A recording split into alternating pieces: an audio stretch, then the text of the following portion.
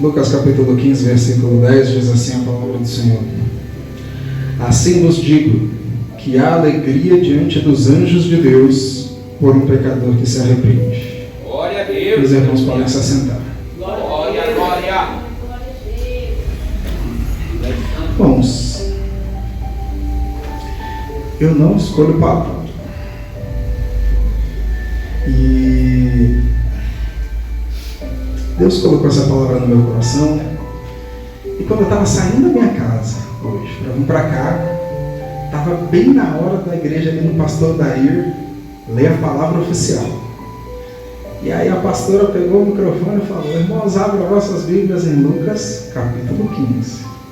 Só que ela leu um versículo depois, que foi o versículo 11, enquanto a gente arrumava um lugar no carrinho. E esse é um texto conhecido, mas esse capítulo é um capítulo conhecido. Mas a palavra do Senhor, ela se renova a cada dia e tem algumas coisas que nós precisamos meditar essa noite. Glória a Deus. Quando a gente começa a olhar para esse capítulo, a gente vai reparar que ele começa dizendo assim: e chegavam-se a ele todos os publicanos e pecadores para o ouvir. Então, onde Jesus chega, tem pecadores ao redor. Onde Jesus chega, tem pessoas imperfeitas. Onde Jesus chega, tem gente precisando de socorro. Só que eu já quero começar dizendo que isso não é desculpa para a gente falar: então eu vou continuar pecando, então eu vou continuar andando com os meus amigos desconvertidos. Porque Jesus, ele andava com os pecadores, mas ele levava os 12 dele. Ele levava o ambiente junto com ele. E aí, ao invés de ele ser convencido a pecar porque ele estava com os pecadores, ele, junto com os 12, levava para aquelas pessoas o ambiente do céu. E aí, trazendo o ambiente do céu, eram os pecadores que eram convertidos. Glória a Deus. Então não é assim: então eu posso andar com quem eu quiser. Pode, desde que você leve o ambiente de Jesus para eles. O que não pode é a gente andar com o pecador e virar pecador também. Mas se for para andar com o pecador e levar Jesus, então tá bom. Então Jesus, por onde ele ia, a gente vai ver em diversas passagens que havia uma multidão que o seguia. E no meio dessa multidão haviam pessoas necessitadas, haviam pessoas que estavam enfermas e haviam ali muitas pessoas buscando entender como é que era esse tal de reino de Deus que Jesus veio anunciar. Só que, assim como Jesus chegava nos lugares e tinha os pecadores, tinha gente que ficava observando esses acontecimentos. E se a gente entende que onde Jesus chega tem pecador, a gente precisa entender que a igreja não é um lugar de gente perfeita. É a segunda coisa que a gente precisa entender. Porque às vezes a gente começa a olhar para a direita e para a esquerda, a gente começa a olhar para o defeito do irmão, a gente começa a olhar para o defeito da irmã, e a vontade que dá é a gente não pisar mais na igreja. Só que a gente esquece que a igreja é um hospital onde até o médico está doente. Eu não queria dar esse exemplo não, mas é tipo você ir na nutricionista e a nutricionista está acima do peso. Você entra no consultório para uma consulta e quando você entra, quando você abre a porta, irmãos, eu não quero dizer que os pastores fazem isso aqui não, tá? É só o exemplo, irmãos, não se escandalizam não. Mas é tipo quando você vai no posto de saúde, você abre a porta e você sente o cheiro que o médico estava fumando agora há pouco. Só que ele fala para você tem que parar de fumar. Então, às vezes, a gente vem aqui e prega para vocês: olha, a gente precisa se arrepender, a gente precisa consertar a nossa vida, a gente precisa santificar. Mas a gente que está pregando também precisa se converter, também precisa se santificar. Porque a gente também é falho, pecador. Então não é porque às vezes a gente vem aqui e traz uma palavra dura e uma palavra de conserto que a gente é melhor do que ninguém, não. Na verdade, a gente às vezes é pior do que vocês, porque Deus bate na gente quando está preparando a mensagem, aí a gente vem pregar, Deus bate na gente de novo, e se bobear a gente ainda vai para casa meditando em mais alguma coisa que a gente não tinha pensado quando estava preparando a palavra. Então a gente precisa ter certeza que se a gente está aqui Não é porque a gente é melhor do que quem está lá fora, é pelo contrário, a gente se reconhece como pior. Mas a gente reconheceu que para a gente não tem jeito se não for com Jesus. Então a gente veio naquele que pode mudar a nossa natureza. A gente veio naquele que pode nos libertar do pecado. A gente veio naquele que pode transformar a nossa vida. A diferença é só que a gente assumiu que a gente precisa de alguém. A gente precisa de Jesus, porque se não for com Jesus, não tem como mudar. É essa a diferença. Então, a gente precisa parar de olhar para a direita e para a esquerda e olhar para Jesus. Só que aí, esse capítulo 15, ele vai trazer para a gente 3 histórias. E quando a gente começa a ler o capítulo, dependendo da Bíblia, vai ter um título para as primeiras 2 histórias. E depois vai ter um título para a terceira história. Só que, na verdade, é uma história só. Porque depois que o texto diz que Jesus chegava nos lugares e tinha ali pecadores, vai dizer que os fariseus e os escribas, eles começavam a murmurar, falando, não é possível. Que homem é esse que fala que é santo? Que homem é esse que fala que é crente, mas está andando com esses pecadores aí? E eles começaram a murmurar e começavam a falar de Jesus. E aí Jesus falou assim, deixa eu contar umas histórias para vocês, senta aí. E aí ele começa a contar a primeira história. E na primeira história ele vai dizer assim, a partir do versículo 4. Que homem dentre vós, tendo 100 ovelhas e perdendo uma delas, não deixa no deserto as 99 e não vai após a perdida até que venha achá-la? E achando-a, põe em seus ombros, cheio de júbilo, e chegando à sua casa, convoca os amigos e vizinhos, dizendo-lhes, alegrai-vos comigo, porque já achei a minha ovelha perdida.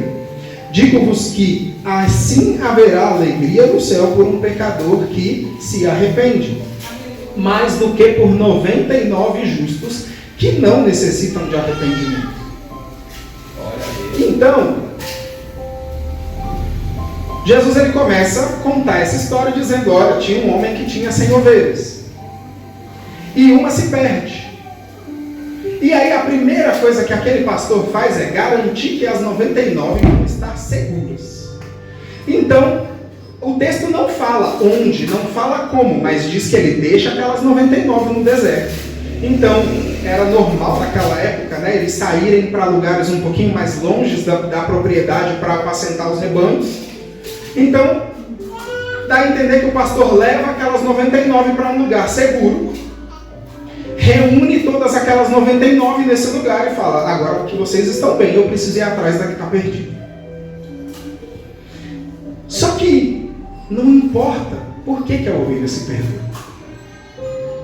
Porque a ovelha pode ter se perdido por desatenção do pastor. Ele podia estar andando com as ovelhas e as ovelhas indo atrás dele, andando. E quando ele chegou num lugar ali, ele falou, vamos contar as ovelhas. 1, 2, 3, 4, 5, 6. E de repente ele descobriu que estava faltando uma. Pode ter sido por isso, o texto não diz. Pode ser por rebeldia da ovelha. Porque pode ser que o pastor estava lá com seu cajado, por aqui, por aqui, por aqui. E uma foi, a outra foi, a outra foi, a outra foi. Só que uma falou assim, tem uma curvinha aqui, tem um desvio por aqui, eu vou por aqui. Pode ter sido por rebeldia da ovelha. E pode ter sido só por curiosidade da ovelha. Talvez a ovelha estava andando. E de repente viu um buraco, viu um arbusto, viu alguma coisa que chamou a atenção. Algo que talvez convidou aquela ovelha a andar por outros caminhos que não aquele que o pastor estava direcionando. Só que independente de qual foi a causa que essa ovelha se perdeu na história de Jesus, aquele pastor deixa as 99 e ele vai buscar aquela ovelha que se perdeu. E a gente precisa entender que em outra passagem Jesus ele vai dizer assim, olha, quem precisa de médico é quem está doente. Quem está são não vai no médico. Ninguém sai daqui para ir no AMA se tiver tudo bem. Ninguém sai daqui para ir no hospital Campo Limpo, nem no Banho-Mirim, num hospital de convênio, se você não está sentindo nada. Então, muitas vezes, a gente só vai buscar Jesus quando a gente começa a sentir alguma coisa. E, às vezes, Jesus precisa provocar em nós algum sentimento, alguma reação, para que a gente tome a decisão de ir buscar Ele, porque senão a gente não vai. Talvez, se tivesse tudo bem na sua vida, você não ia estar aqui agora ouvindo essa mensagem. Talvez você ia estar em casa com a perna pro ar, vendo uma série na Netflix. Talvez você ia ter ido passear. Mas num dia meio frio, de chuva, você veio para a casa de Deus. E talvez Deus precisou criar situações para que hoje você quisesse estar aqui. E às vezes a situação que Ele cria é um aperto. Mas o que importa é Ele trouxe você aqui hoje. E aí, quando a ovelha é encontrada, então o pastor vai em busca da ovelha. Ele refaz talvez aquele caminho por onde ele veio. Ele encontra aquela ovelha. E o texto não diz se aquela ovelha estava machucada, o texto não diz se ela estava bem, o texto não diz se ela tinha quebrado uma pata, o texto só diz que o pastor encontra a ovelha. E quando ele encontra a ovelha, ele volta para casa com a ovelha, ele chama os amigos, chama o vizinho, chama todo mundo e fala: hoje é dia de festa. Hoje a gente vai fazer festa. Prepara as coisas aí que nós vamos fazer um churrasco hoje. Por quê? Porque eu achei a ovelha que estava perdida. E aí, Jesus continua dizendo, fala, então, mas não acabou não, tem outra história para vocês. Tinha uma mulher em casa, e um belo dia essa mulher perdeu uma dracma. Versículo 8, ou qual a mulher que tendo 10 dracmas, se perder uma dracma, não acende a candeia e varre a casa, e busca com diligência até a achar, e achando-a, convoca as amigas e as vizinhas, dizendo: alegrai-vos comigo, porque já achei a dracma perdida. Assim vos digo que há alegria diante dos anjos de Deus por um pecador que se arrepende. Glória a Deus. Aqui, diferente do pastor que perdeu essa ovelha, ou essa ovelha se perdeu do lado de fora, a gente tem uma mulher dentro de casa. E dentro de casa ela perde algo. E a dracma, ela era uma moeda grega, que era usada também no Império Romano. E além de ter um valor, financeiro, ela também era usada para pagar dote. Então hoje em dia a gente nem vê mais essas coisas, Mas antigamente, quando a gente ia, quando os homens iam pedir alguém em casamento, tinha que pagar uma quantia, para a família da noiva, em troca da mão dela como sua esposa. E muitas vezes esse pagamento se dava com dracmas, se dava com joias, se dava com coisas valiosas. Então era uma espécie de garantia que aquela mulher tinha também. E se a gente entende que a dracma ela era uma moeda, mas ela também tinha esse valor de dote do matrimônio, a gente vai entender que além do valor financeiro, porque valia dinheiro, a gente vai entender que isso também tinha um valor cultural e sentimental. Então não era só, eu perdi 10 centavos. Não, eu perdi uma coisa que era importante. Quem nunca ficou chateado quando quebrou talvez um jogo de um prato, um copo, um talher, alguma coisa que foi presente que você ganhou? Uma louça na sua casa, você fala, meu Deus, mas eu tinha ganhado de uma pessoa, nossa, tinha um valor sentimental. Chega, dói.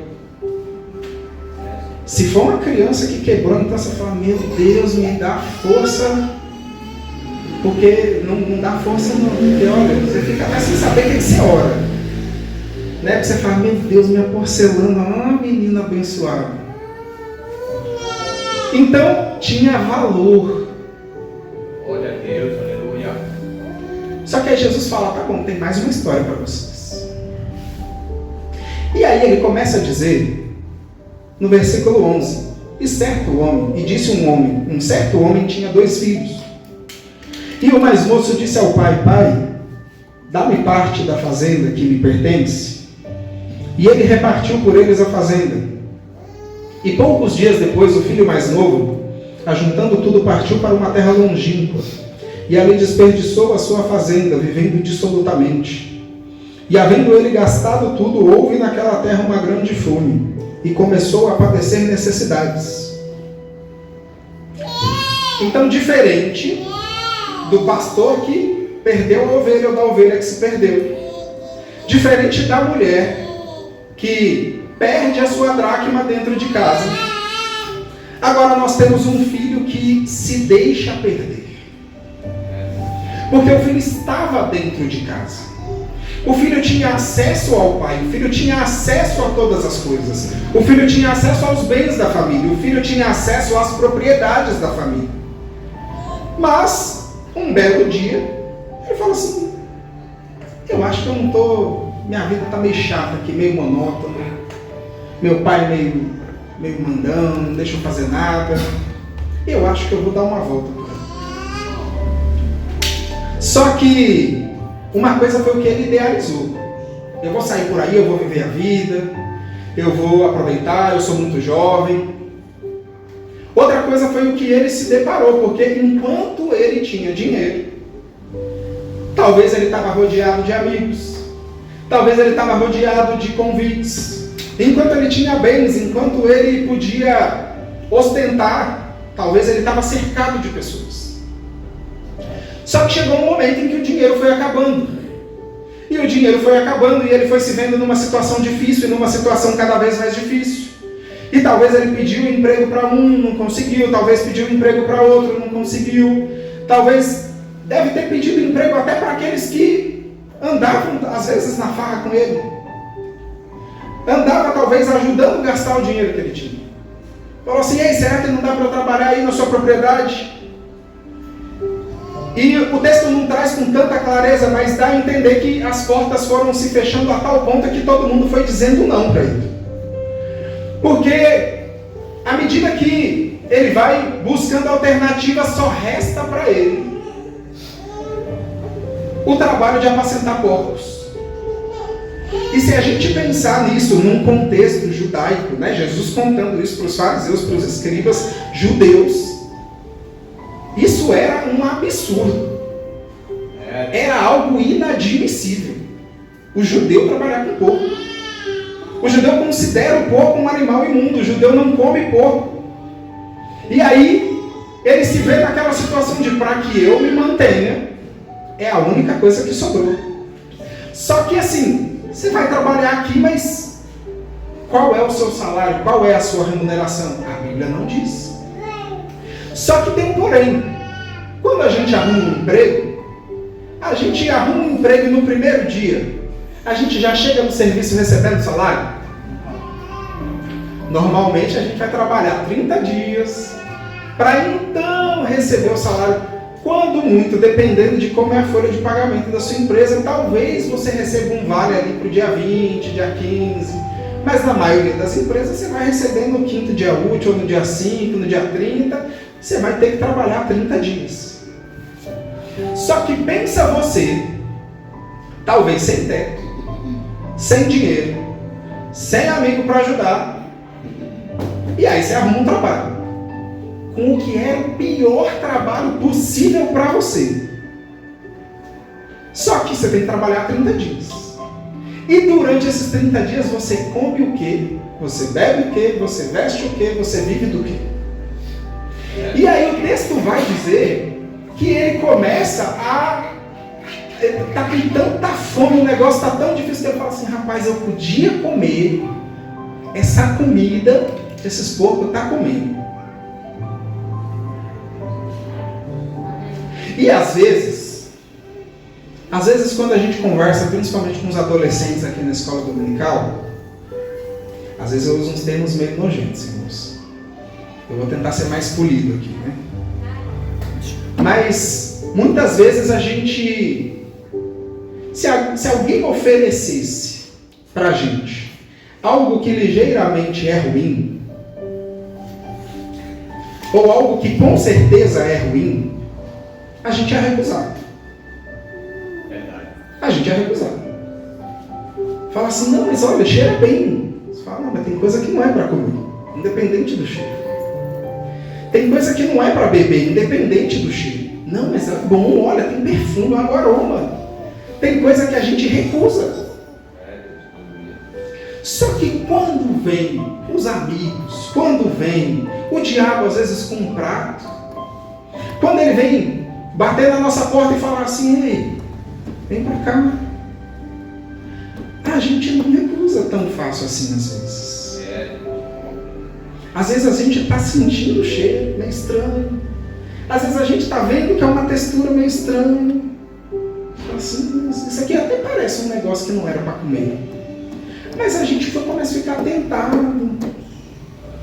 Eu já ouvi gente dizer, eu vou dar um exemplo mais polido. Eu já ouvi gente dizer que a ração de cachorro é cheiroso. Que tem ração que lembra carne. E que se você ficar cheirando muita ração ou biscoito ali do cachorro, dá vontade de comer. Então, peraí, mas a ração é para o cachorro ou é para você? Aí você fala, não, mas é tão cheiroso, nossa, mas você aí tem ração de frango, ração de carne, tem ração com molho, né? E aí, eu já ouvi isso, não, mas é tão cheiroso que chega uma hora que dá vontade de você experimentar. Pode ser ruim, você pode lavar a boca depois, mas dá vontade de experimentar. E tem gente fazendo a cara de meu Deus, cara. Só que quando a gente é tentado, a gente não faz essa cara de cara. Não. A gente fica, nossa, mas é tão cheiroso. Parece carne. Eu tô com tanta fome. Olha, não é carne, mas com a fome que eu tô, eu acho que eu arrisco. E muitas vezes é assim que o diabo ele vai tragando a nossa alma. Às vezes é ruim. Tem aparência de ruim. E a Bíblia diz que é para a gente fugir. Olha só, a Bíblia fala para a gente: foge da aparência do mal, resiste o diabo. Aí a gente foge do diabo. Se mexer um negócio lá na sua cama, lá no seu quarto, você pula debaixo da cama, debaixo das cobertas e não sai de lá de jeito nenhum, né? Mas quando é a tentação, a gente não corre. A gente fica, não, eu sou forte. Eu resisto. Eu aguento. Mas a Bíblia está falando, foge do que parece que é ruim. Resiste o diabo. A gente está fugindo do diabo e querendo resistir à tentação. Só que a gente esquece que a gente não é tão forte assim quanto a gente acha. E se a gente ficar nessa, eu vou tentar, não, eu vou conseguir. Aí a gente vai lá e cai, quebra a cara. E aquele jovem falou, não, eu vou curtir a vida. Não, pai, meu filho, não vai por esse caminho que não vai dar certo. Você tem tudo aqui dentro dessa casa. Não, pai, você não sabe de nada. Não, deixa eu viver a minha vida. O Senhor já viveu a sua vida, deixa eu fazer do meu jeito agora, eu vou fazer diferente. Você acha que eu sou igual a esse povo aí? E no final estava ele lá querendo comer a comida do porco. Só que aí o texto vai dizer que ele cai em si. Ele lembra, ele fala, peraí rapaz, tem um negócio errado, não é possível. Porque o jornaleiro, os servos do meu pai, os empregados, não precisam comer comida de porco. Os empregados podem não ter uma vida de abastança, mas eles têm um teto para morar. Eles têm uma comida minimamente digna para comer. Não é possível. Fala, não, eu já sei. Eu vou me levantar e eu vou lá ter com meu pai. Eu vou pedir perdão para ele, eu vou tentar me consertar. E quem sabe, se ele pelo menos me aceitar como um funcionário, já tá bom. É melhor do que comer comida de porco. Se ele me aceitar desse jeito, já tá bom. Tá tudo bem, eu não preciso mais ser o filho, eu não preciso mais ser o herdeiro, tudo bem, eu já gastei o dinheiro, mas vamos assim. É melhor assim. E ele decide voltar para a casa do pai. E o pai estava lá esperando. Eu não vou entrar no detalhe aqui, né, da volta que o pai estava esperando. Porque tem vários detalhes dessas histórias que a gente já conhece. Só que a gente precisa entender e trazer talvez essas coisas, tudo isso para os nossos dias. Porque eu sei que às vezes a gente lê algumas passagens e a gente fica com aquela impressão assim de, que tem umas palavras meio difíceis na Bíblia. Então, como é que isso se aplica no nosso dia de hoje? A ovelha perdida é aquela ovelha que estava no rebanho. É aquela ovelha que está dentro da igreja. Talvez essa ovelha perdida pode ser eu e você. Está vindo para os cultos, está participando dos trabalhos, está seguindo o pastor. Mas em algum momento da trajetória, não conseguiu mais ouvir a voz do pastor. Em algum momento da trajetória, o caminho se desviou. E talvez o caminho se desviou não é porque a ovelha não queria estar com o pastor. Não, talvez a ovelha está andando. O grupo foi na frente, tinha uma aquelas coisas clássicas, né? Você tem uma bifurcação, vai todo mundo para a direita, aí você não viu, você ficou para trás um pouquinho, aí você chega para a direita e para a esquerda, para a direita e para a esquerda. Aí você vai para a esquerda e quando você vê, você entrou em outro caminho que não era para entrar. Então talvez é alguém que está buscando a presença de Deus, está tentando estar firme na presença de Deus. Só que vem alguma situação na vida que talvez desvie um pouquinho o caminho. E essa situação ela pode ser uma para cada um de nós. Às vezes a gente passa por uma situação de luto onde a gente não tem forças. Às vezes a gente passa por um processo de enfermidade onde a gente até gostaria de estar aqui, mas a gente não pode por limitação física, de saúde. Às vezes a gente passa por traições na nossa vida em que a gente não tem força para sair de casa e a gente fala, não quero ver ninguém. Às vezes a gente pode passar por uma separação, por um divórcio, uma quebra no nosso matrimônio. A gente fala, eu não consigo continuar tão firme assim. Eu não consigo estar nos cultos todos os dias. E às vezes nem acontece algo material tão grave na nossa vida, mas às vezes a gente começa a passar por guerras espirituais. A gente começa a passar por guerras internas no nosso coração, na nossa mente, na nossa alma. A gente começa a passar por dificuldades e por questionamentos dentro da gente, que ninguém sabe. Talvez só você sabe dentro do seu quarto. Talvez só você sabe quando você está dentro da sua casa sozinho, quando você está no banheiro, quando você está no carro dirigindo, como é que está a sua mente, como é que está o seu coração. E talvez só você sabe como é que você chegou aqui essa noite. Então eu não estou dizendo aqui que a ovelha que se perdeu, que se desgarrou, é aquela que não quer estar na presença de Deus. Não, talvez ela se perdeu por algum acontecimento da vida. Talvez o que se perdeu foi a força. Talvez uma bela hora ela começou a olhar e falou, pastor, cadê o pastor? Cadê as ovelhas que estavam junto comigo? Cadê minhas amigas? E não achou mais ninguém. Só que aí a gente tem a mulher da dracma. E a mulher da dracma, ela perde algo dentro de casa. Então a mulher da dracma talvez é alguém que está dentro da igreja. Vem para os cultos. Canta no grupo.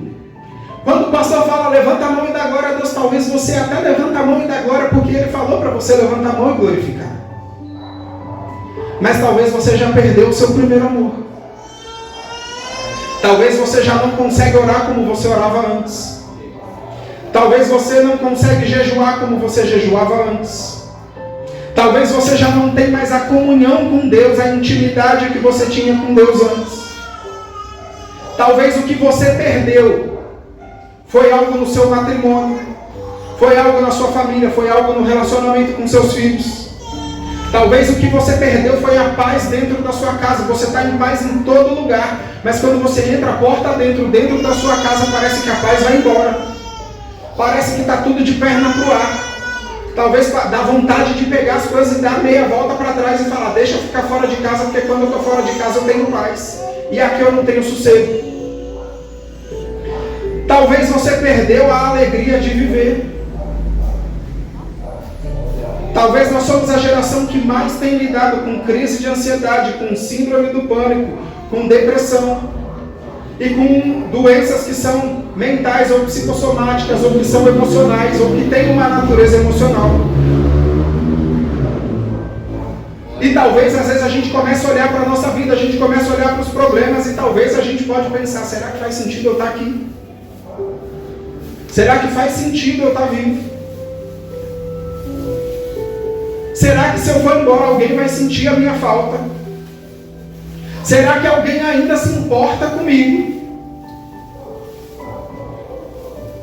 Porque parece que eu estou sozinho. Talvez o que você perdeu foi a fé de que Deus pode fazer. Porque é fácil eu crer que Deus vai fazer na vida de vocês. O difícil é eu crer quando Ele fala que vai fazer na minha. Porque eu vejo um irmão contando um testemunho, eu falo, glória a Deus. Aí eu vejo outro irmão contando um testemunho, eu falo, aleluia. Mas quando eu chego dentro da minha casa, eu olho para a situação e eu falo, eu acho que Deus errou o lugar que Ele prometeu. Eu acho que Ele esqueceu a situação que eu estou. Ou Ele prometeu, mas Ele esqueceu de cumprir, porque já tem tanto tempo que Ele fala que vai fazer algo na minha vida. Já tem tanto tempo que Ele diz que Ele vai mudar a minha história e nada muda. Entra ano e sai ano e continua do mesmo jeito. Entra ano e sai ano e nada muda. Parece que muda para pior. Parece que cada vez está pior a situação na minha vida. Não é possível, parece que Deus esqueceu de mim. Glória, glória. Talvez é assim que algum de nós está aqui nessa noite. Só que a gente também tem o filho pródigo. O filho pródigo é alguém que está dentro, mas decide sair. É alguém que começa a olhar para a casa de Deus, para a casa do Pai e fala assim, não, aqui está muito apertado. Eu não posso fazer nada.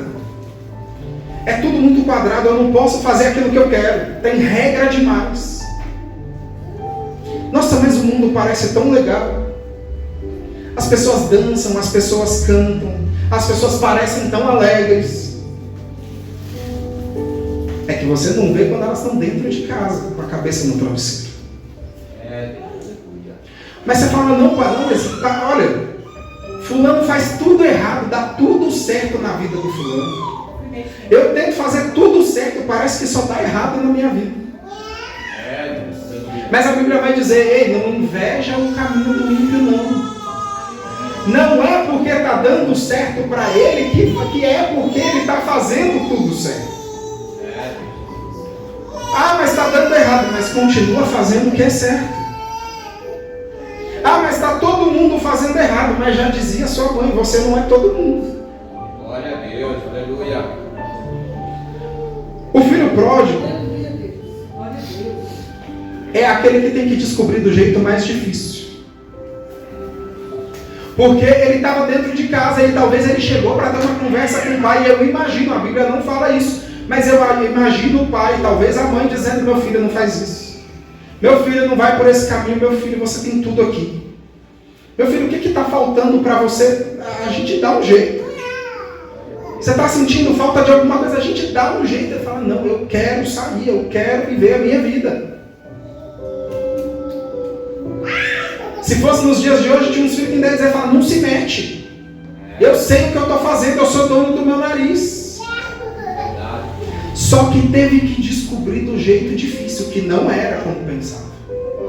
Teve que descobrir do jeito difícil, que nem todo mundo que diz que é seu amigo de verdade. Que nem todo mundo que diz que gosta de você de verdade. Teve que descobrir do jeito difícil que tem gente que só está perto de você por interesse. Tem gente que só está perto de você porque espera ganhar algo. A hora que não ganhar, vai embora. E vai embora falando mal. O filho pródigo é aquele que decidiu ir. Então vai ter que decidir voltar. Porque o pai estava lá, a casa estava lá, mas quem teve que ir de encontro foi o filho. Quando ele toma a decisão, o pai recebe de braços abertos. O pai fala, ei, esquece, vem pra cá, vamos festejar. Mas quem teve que tomar a decisão foi o filho. Quem teve que sair do meio dos porcos foi o filho. Quem teve que sair da terra longínqua foi o filho. Quem teve que largar a vida dissoluta foi o filho. Porque tem buraco que é a gente que se coloca.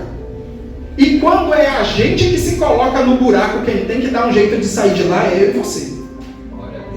Uma coisa é Deus nos provar, uma coisa é Deus permitir que Satanás nos tente ou nos prove.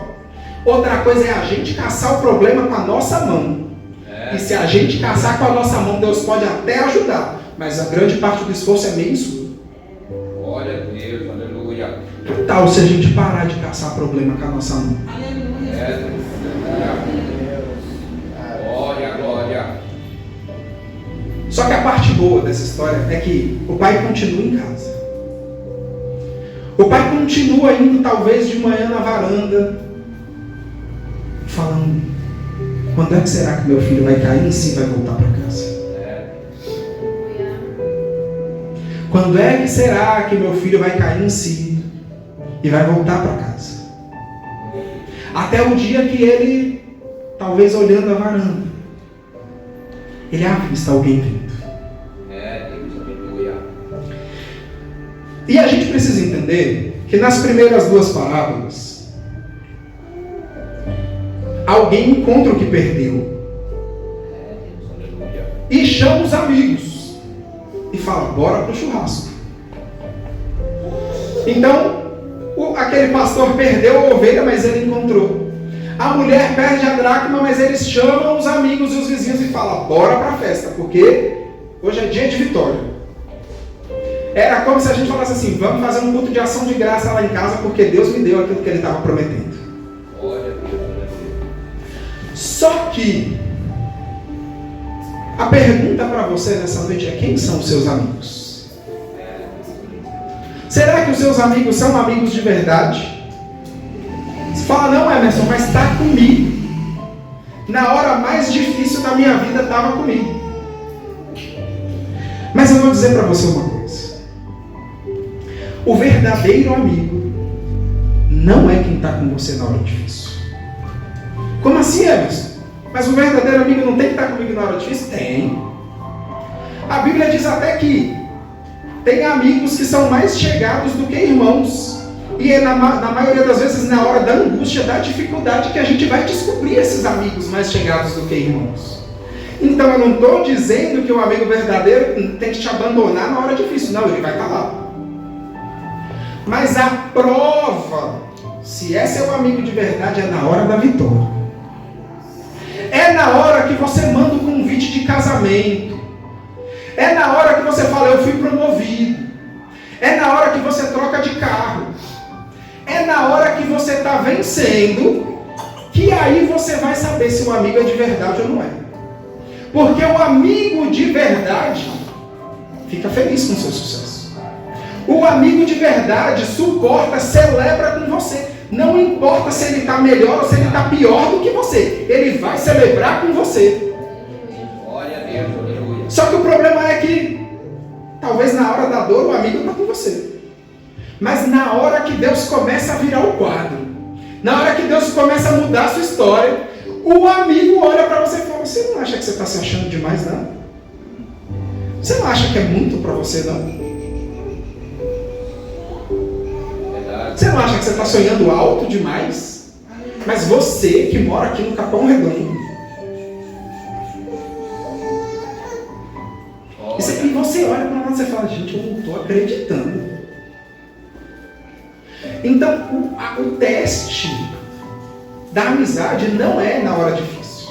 O teste da amizade é na hora da vitória.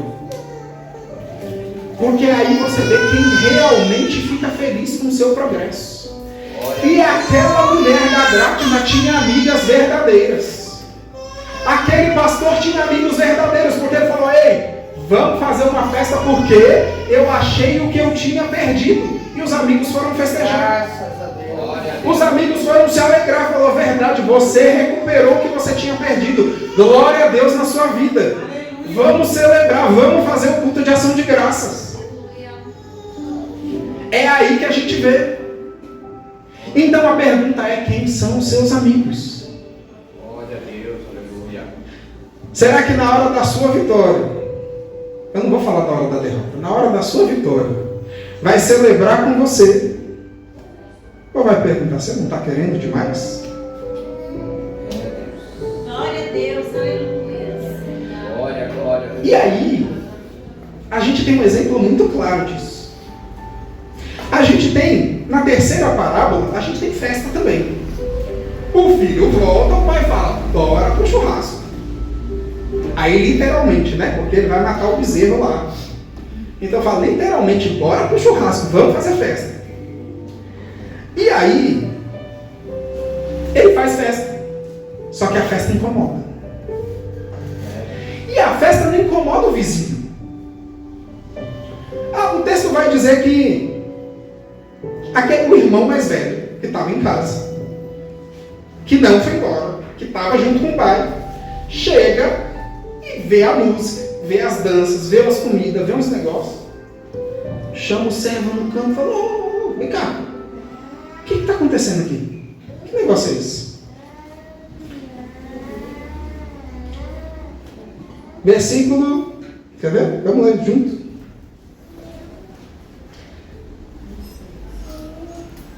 Versículo 25. E o seu filho mais velho estava no campo. E quando veio, chegou perto de casa, ouviu a música e as danças, e chamando um dos servos, perguntou-lhe, o que era aquilo?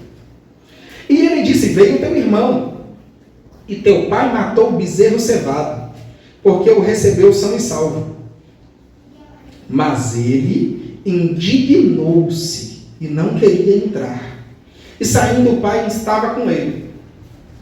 Então, aquele irmão, ele chega pelos cantos. Ele vai sondar os servos, ao invés de ele já ir direto no pai. Ele era filho. Ele também era dono. Ele tinha acesso, ele era dono daquelas propriedades, de tudo aquilo. Ele tinha intimidade, deveria ter intimidade com o pai. Ele podia chegar ao pai, ei pai, tudo bem? Que festa é essa aí? Mas não, ele foi pelos cantos. Ô, servo, vem cá.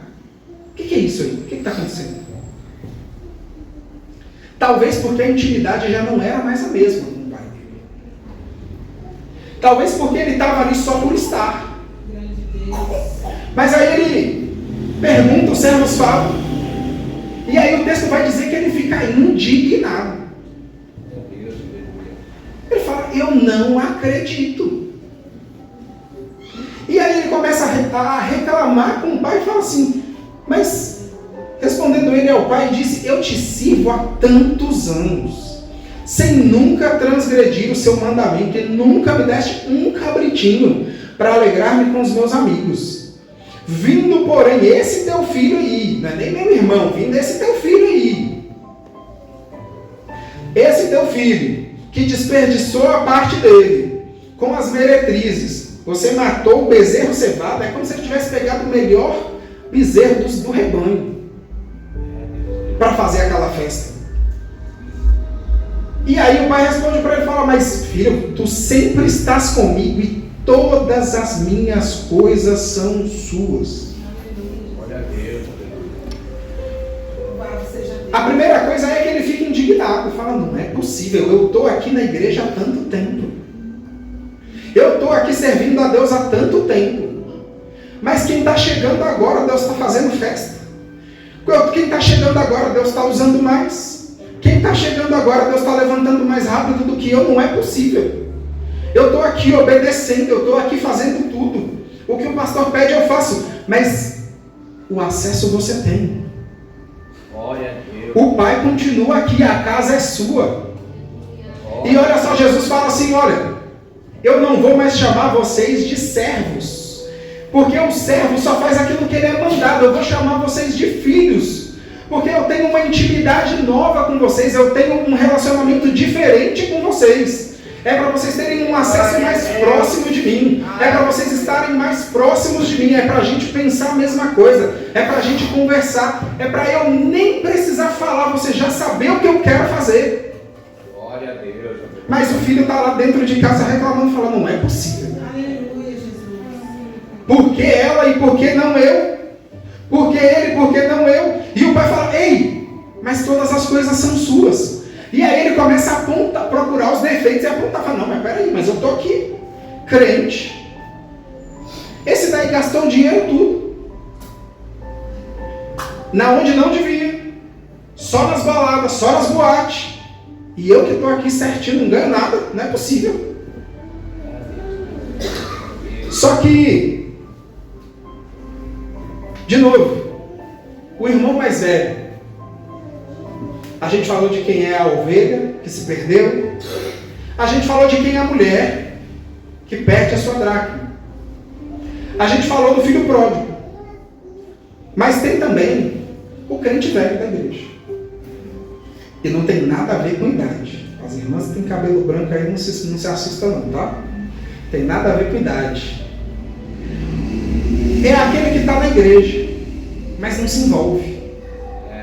É aquele que está na igreja, tem os trabalhos, mas não participa. É aquele que tem um grupo, mas não vem cantar. É aquele que fica esperando tudo cair do céu, falando, não, Deus prometeu, então eu vou sentar aqui e está tudo bem, não preciso fazer nada, não tenho que fazer minha parte. É aquele que fica questionando a Deus, fala, não, mas o Senhor fez errado. O Senhor escolheu a pessoa errada, não é possível. E em outra parábola, Jesus contando isso, ele fala assim, olha, ele falando sobre a vinha e os trabalhadores, ele fala, ei, eu vou te convidar para trabalhar. E ele vai na praça, fala, ei, tem trabalho lá na fazenda, quem topa? Eu. Junta uns homens lá e fala, beleza, vamos trabalhar lá na fazenda, 9 horas da manhã. Fala, ó, no final do dia eu vou te pagar, eu vou mudar a moeda aqui, sei lá, eu vou te pagar R$100. Aí quando é meio-dia, ele pega a caminhonete, vamos trazer para os dias de hoje, né? Pega a caminhonete, dá uma volta lá no centro da cidadezinha, encontra mais uns homens lá à toa, fala, ô, tem trabalho lá na fazenda, quer ir? Vamos. Vou te pagar R$100, tudo bem? Tudo bem, vamos. Lá pelas 3 da tarde, ele dá mais uma volta, pega a caminhonete, dá mais uma volta, e encontra mais uns homens bem à toa, assim, na cidade. Qual cidade que tem gente à toa, né?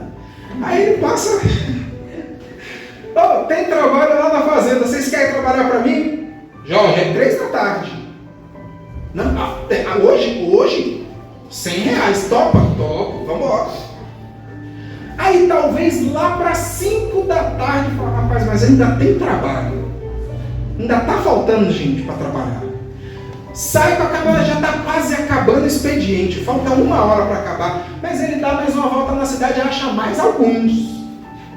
E aí, ele fala, ei, quer trabalhar lá na minha fazenda? É hoje. Te pago quando acabar o expediente. Quer? Quero.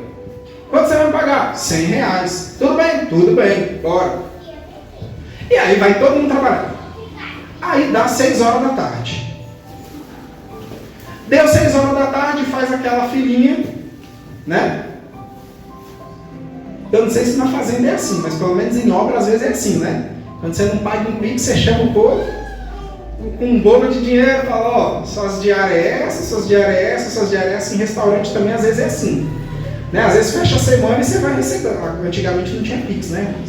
Então fazia a filinha ali, ó, tá aqui seu dinheiro, tá aqui seu dinheiro, tá aqui seu dinheiro. E aí a parábola vai dizer, Jesus contando na parábola, vai dizer que o dono daquela fazenda começa por quem começou a trabalhar por último. Aqueles que chegou às 5 horas da tarde. E pega essa nota de 100 e fala, ó, tá aqui seu pagamento, seu 100 pontos.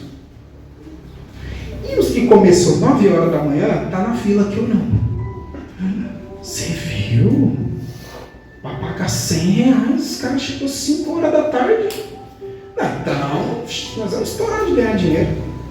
Se esses caras trabalhou 1 hora, ganhou R$100, já começa a fazer a conta. Peraí, não, das 9 da manhã até agora dá quanto? 9, 10. Aí começa a fazer a conta, vixe, vai fazer um churrasco no fim de semana. Aí vem lá o dono da fazenda. Ó, 100 para você, 100 para você, 100 para você, 100 para você. Aí chega os que começam a trabalhar 9 horas da manhã. Tá aqui seus R$100. Que absurdo! Não, como assim? Mas esses caras chegou agora, 5 horas da tarde, nós estamos aqui no sol, ralando, arando terra, carregando saco pesado, desde 9 horas da manhã, mal parando para almoçar. Esses caras chegou agora e vai ganhar o mesmo tanto que a gente. Aí o senhor da fazenda pergunta assim, ei, mas peraí, quanto que eu combinei que eu ia te pagar? R$100? Eu te paguei R$100? Paguei. Eu combinei combinei com eles que eu ia pagar quanto? Vocês aí, quanto que eu combinei que eu ia pagar vocês? R$100. Eu não paguei R$100 para vocês? Agora, aqui vão R$100. Aí o senhor da fazenda, lá na parábola, pergunta assim, eu vou falar de outro jeito, né? O que vocês têm a ver que eu paguei R$100 para eles? Eu não cumpri o que eu combinei com vocês? Por um acaso agora eu virei ruim?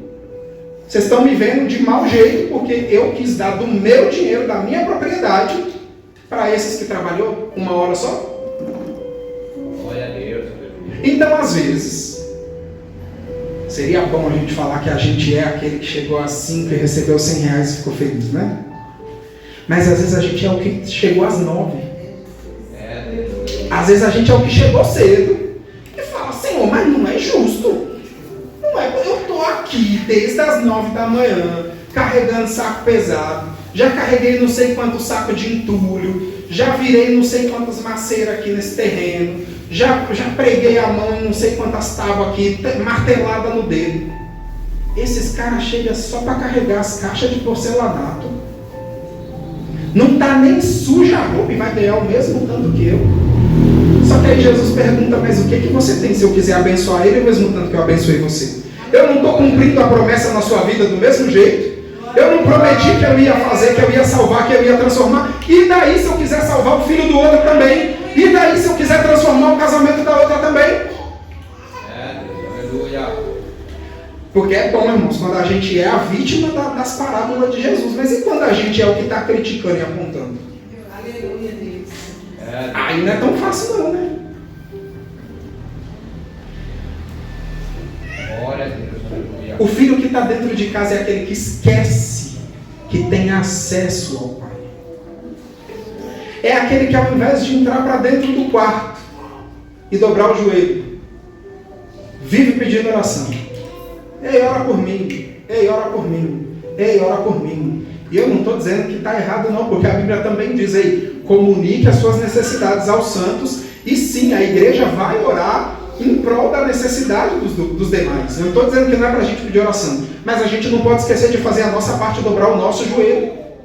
Porque às vezes a gente vê aqui algum pregador que foi usado e a gente fala, no final do culto eu vou pedir oração para ele. Mas o mesmo acesso que ele tem, você também tem de entrar dentro do seu quarto e dobrar o joelho. E está lá Jesus dizendo, ei, o Pai que está vendo o que você está fazendo em secreto, orando em secreto, vai te recompensar em público. Eu estou ouvindo a sua oração. Aleluia, Jesus. A gente esquece que tem acesso, a gente esquece que quando Jesus morreu na cruz, quando ele entregou o seu espírito, o véu do templo se rasgou exatamente para que eu e você pudéssemos ter acesso direto ao Pai. Glória a Deus. Eu não estou dizendo que a gente não pode pedir oração para o pastor, mas você pode conversar com Jesus direto. Glória a Deus. E talvez pedir oração para o pastor vai ser um reforço na sua oração. Vai ser um reforço na sua guerra espiritual.